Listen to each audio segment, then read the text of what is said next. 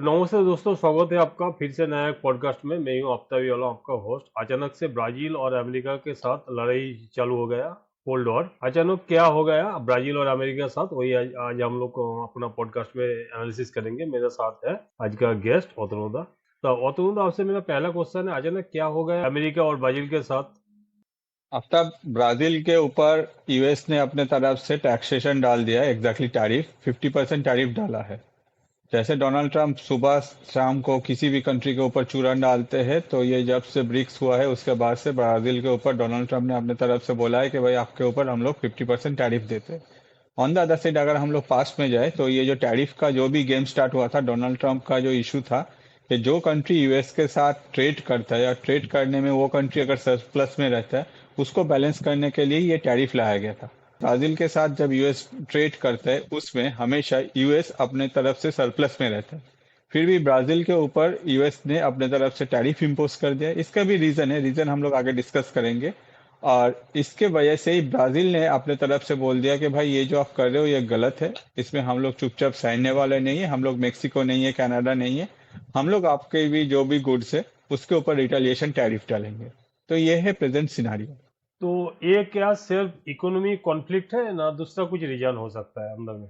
तो हम लोग ये जो लूला अभी ब्राजील का प्रेसिडेंट है, उससे पहले अगर हम लोग देखें जो प्रेसिडेंट थे वो थे आपका बाल सिनारो। तो ये जो थे ये प्रो ट्रम्प थे। ऑन द अदर साइड अगर देखा जाए ब्राजील में इसको कहा जाता था ये एकदम ब्राजील का ट्रम्प है। क्यों? क्योंकि इसका जो एक्टिविटी है और इसका जो जिस तरह से ये राजनीति करते थे वो काफी ट्रम्प के साथ मैच होता था। अब जैसे हम लोग को पता है कि अगर ट्रम्प के साथ कोई मैच होता है तो ऑब्वियसली वो बाइडेन जो गवर्नमेंट है उनको वो पसंद नहीं आएगा।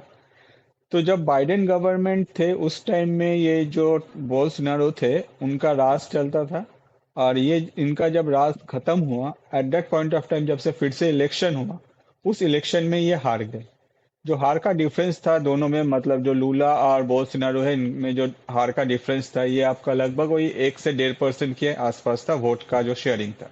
इसके बाद ये जो बोल्सोनारो थे ये अपने तरफ से ये माना नहीं और वो अपने तरफ से पूरा गवर्नमेंट के अगेंस्ट में जाना शुरू किया। उनके जो सपोर्टर्स थे वो लोग जाना शुरू किया क्योंकि उन लोगों का कहना था कि ये जो इलेक्शन है इसमें धांधली हुआ है। अगर हम लोग देखें कभी भी इलेक्शन में अगर धांधली होता है तो ये हमेशा ऑपोजिशन जो हार जाता है उसके तरफ से ही कहा जाता है। इस बार भी ऐसा हुआ, मगर जो सत्ता पार्टी था जिसके पास पावर था वो तो बोल्सोनारो का पार्टी के पास ही था। जिसमें आगे जाके क्या हुआ, ये एक सर्टेन टाइम तक ब्राजील में different type of problem create किया इनके जो सपोर्टर्स थे। उसके बाद ये यूएस में भाग गए।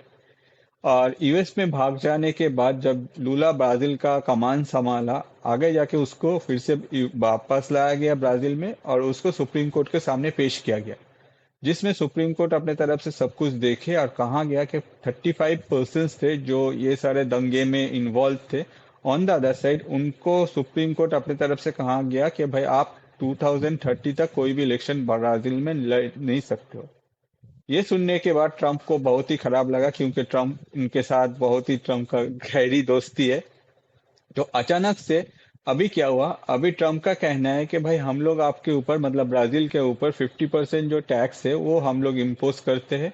क्यों? कि कंट्री में आप जो ये बोल्सोनारो है इसको आप अपने कंट्री में इलेक्शन लड़ने नहीं दे रहे हो, इसके साथ जो भी हुआ है जाती हुआ है।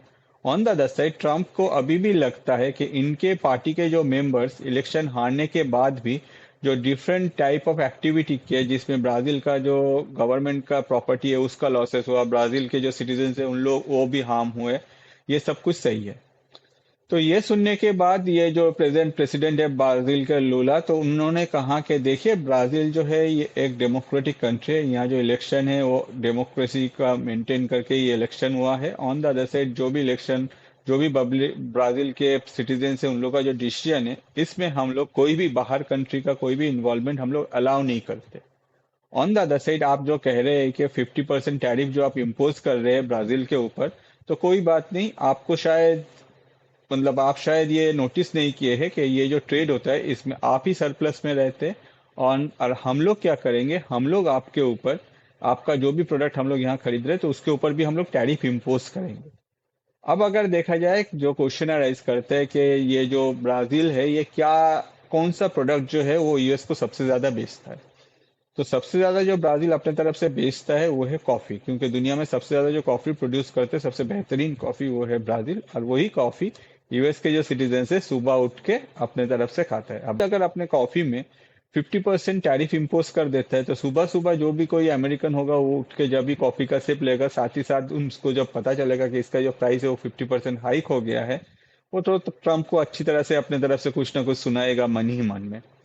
तो ये जो सिनारियो है, इस सिनारियो के वजह से ये टैरिफ इम्पोज कर किया गया है। इससे हम लोग एक चीज समझ सकते हैं कि ये जो टैरिफ का गेम है, ये गेम सिर्फ इसलिए नहीं है कि आगे जाके कोई भी कंट्री का जो ट्रेड बैलेंस है उसको बैलेंस करना।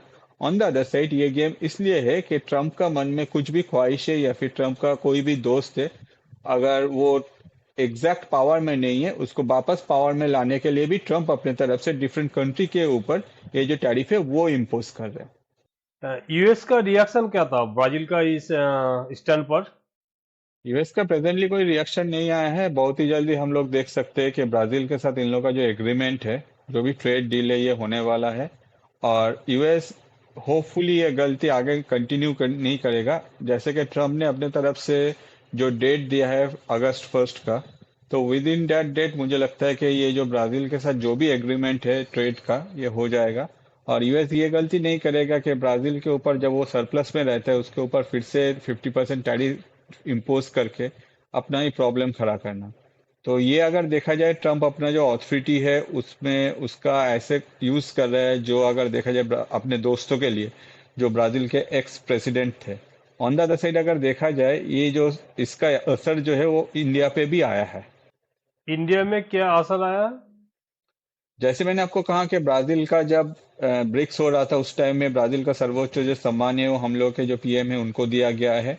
और हम लोग को ये भी पता था कि यूएस के साथ हम लोग का जो ट्रेड डील है ये फाइनल होने वाला था, जिसको लेके इंडिया के तरफ से डिफरेंट टाइम में बहुत सारे मीटिंग्स हुआ है। और अभी जो लास्ट अल्टीमेटम था उसके अनुसार 1 अगस्त के अंदर ही ये हो जाना चाहिए था।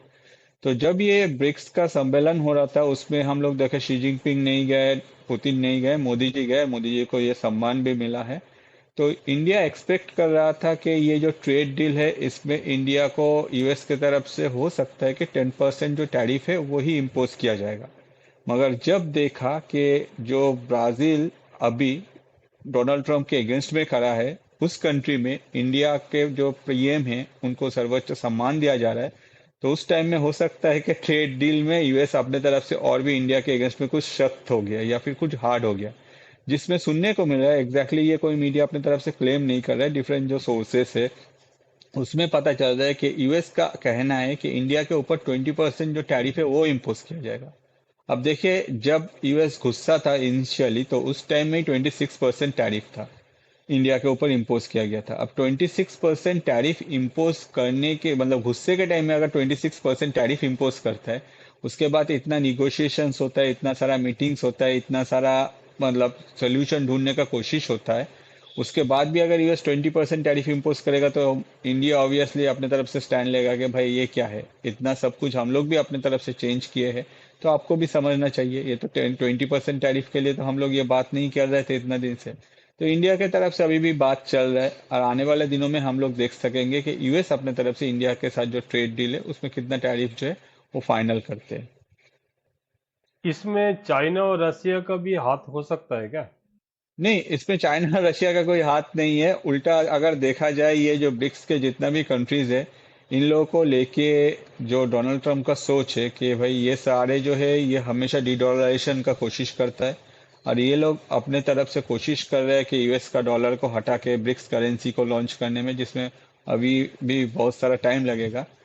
तो इसके वजह से डोनाल्ड ट्रंप हमेशा चाहते हैं कि ये जो ब्रिक्स के कंट्रीज है, जितना भी कंट्रीज है, इन लोगों को वो जितना हो सके अपने तरफ से प्रेशराइज करे, अपने तरफ से इसको दबा के रखे, आगे इन लोगों को बढ़ने के कोई चांसेस ना दे अपने तरफ से।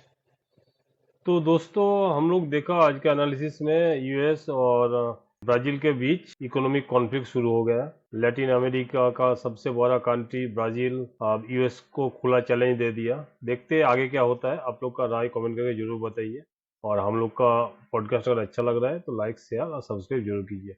Thank you. Jai Hind. Thank you. Thank you Aftab. Jai Hind.